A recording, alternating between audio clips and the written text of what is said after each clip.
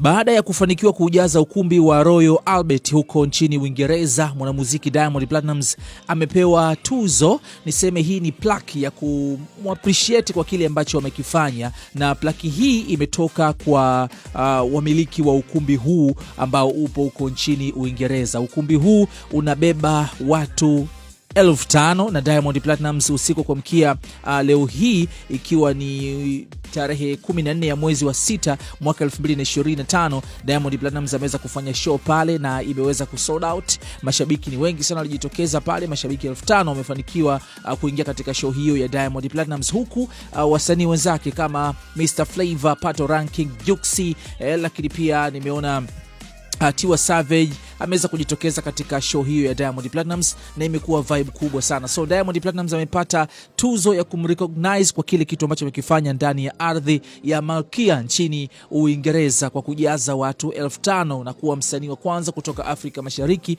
kuweka rekodi hiyo ya kujaza mashabiki wengi katika ukumbi barani Ulaya.